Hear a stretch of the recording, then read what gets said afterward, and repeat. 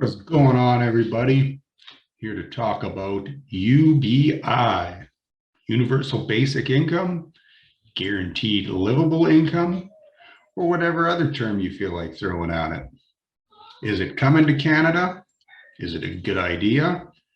And what I think are the top 3 downsides to UBI. Let's check it out.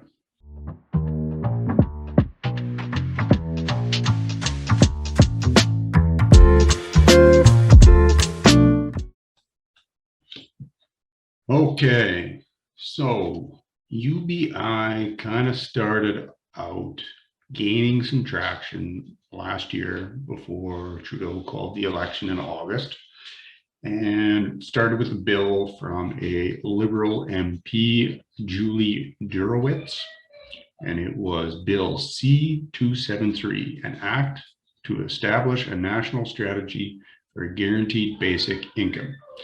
Now, as soon as Trudeau called the election, any bill that was outstanding, hadn't received royal assent at that point in time, dead on the order paper. And basically when Parliament renews, you got to start from scratch again. So that one, dead and gone.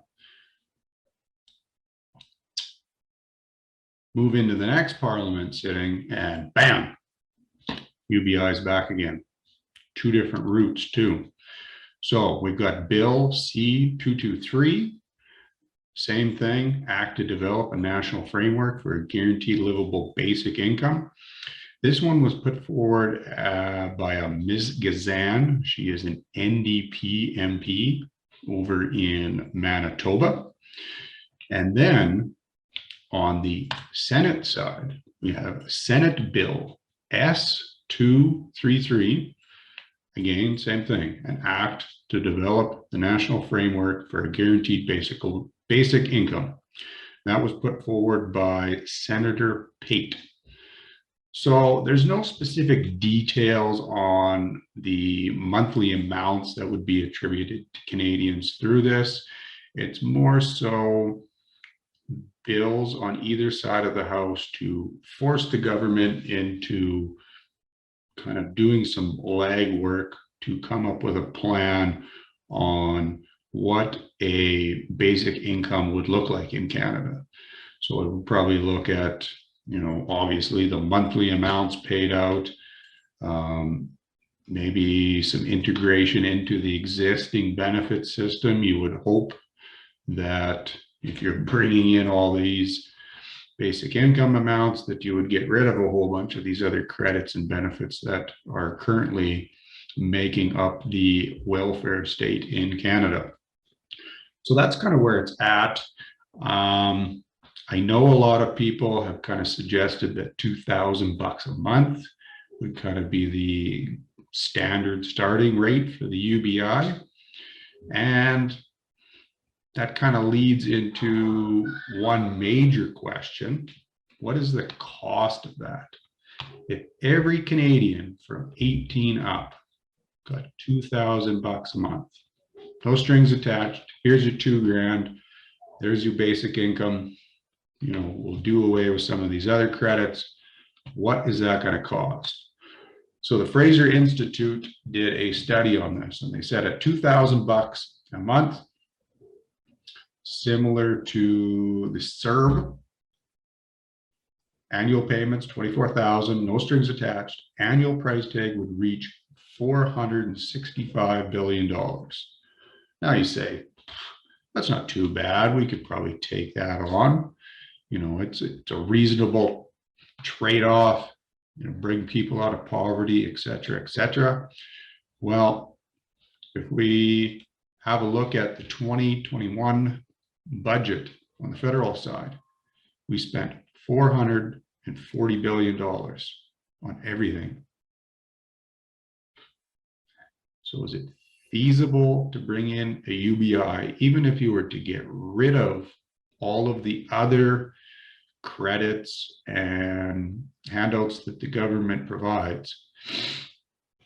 How are we going to deal with, national defense, border security, RCMP, all these other things that fall under federal jurisdiction, how exactly are we going to afford this? That is a major question that I think needs to be answered for sure. So where does it go from here? Both of those bills in the House of Commons and in the Senate are at first reading. So that means it has been read out to either the MPs or the senators for the first time. And it kind of is the initial stage to introduce the bill. From there, it goes to a second reading and then into committee where MPs or senators would have a chance to provide some more detailed analysis to it, probably bring in witnesses to maybe have some discussion as to the pros and cons of a bill. Then it comes back and it's reported to either the House of Commons or into the Senate. And any of the MPs or the senators that did not have a chance to speak at committee or be involved in that work will then be able to hear the bill in its current state and then propose any amendments to it. And then lastly, it would go to a third reading, which is basically where it's voted on yay or nay, and then it would be able to be passed through either the House of Commons or the Senate. And then once it's kind of made its way through one side of the chambers, then it goes into the other side, and it has to follow that same process again. So you would kind of think maybe we got a bit of time to look this over, to analyze it. But with this new NDP Liberal PAC, it's tough to say. They could easily shut down any discussions on the committee side of things and just kind of fast track any of these bills coming up. The online censorship bill, any of these things. They've got the numbers to say, okay, this is what we're doing, and then they can just steamroll it on through. So that's something to be, aware of going forward for sure. So why do I think UBI is a bad idea? A couple of reasons. Number one, and I think we've kind of seen this over the last 2 years, there is dignity in work. It's simple as that. We are created to work. Now, I know there's a lot of people out there that probably don't want to hear that. And I'm not saying that you need to be out working day and night, slaving away and, getting nothing in return. But being employed gives you that sense of dignity. It, unleashes your creative abilities. It helps you to learn new things, to socialize, to engage in the community. And I think if we saw anything with CERB, that handing out $2,000 a month to people is very demotivating to getting people out to work. And it is just not the long-term solution, I think, on that side of things, as far as fulfilling the purpose that we all get when we get out and work. Number two was that cost to the UBI. I don't see that it's feasible. A lot of people will come to the plate over the next little while and they'll sit here and they'll say, well, we got to bring people out of poverty. COVID proved this. If we just had this flat fee, people would be okay. They'd be able to, stay home if they needed to. They'd still have a roof over their head and, food in the fridge and stuff. But the problem is as we've seen the spending going up over the last couple of years, what has that done to inflation? Bumped that up too. And if we were to go down this UBI route, we're going to have far too much spending for the amount of revenues that the federal government's bringing in. They're going to end up having to print more and more money, and that is going to result in higher and higher inflation. So while you're handing out this $2,000 a month to people, trying to cover some of their basic necessities. Those necessities are going to keep climbing up. And that $2,000, the purchasing power is just going to keep going down and down and down. And, at some point in time, $2,000 is going to be useless. I mean, I would argue in a lot of places, it probably is. I mean, what is a UBI? $2,000 a month in maybe small town Alberta or Saskatchewan, I'm sure that would pay the rent, get you some groceries. It would probably get you by. You wouldn't have much of a life on that. But what about $2,000 in Vancouver or Toronto? What is that going to get you? Like, can you rent an apartment for that? I doubt it. And if you did, you wouldn't have much left. And then kind of ingrained into this cost thing is, do you just put out that $2,000 to everybody? Not everyone needs it. How do you claw that back? Then you've got to add in what? More CRA agents into this. The tax code just becomes more and more complex all the time with having the funds clawed back depending on what your income level is. And to me, these income tested benefits become, the biggest detractors from getting people out to work, because they know they're coming to, a limit, whether it's, existing childcare benefits or whatever the case is. And if they go over this, then they're going to have all these benefits stripped away from them. And if you're to look at that as a tax kind of cost, a lot of these times people get to these limits of these benefits. And if they go above that, it's basically like being taxed, 70, 80%.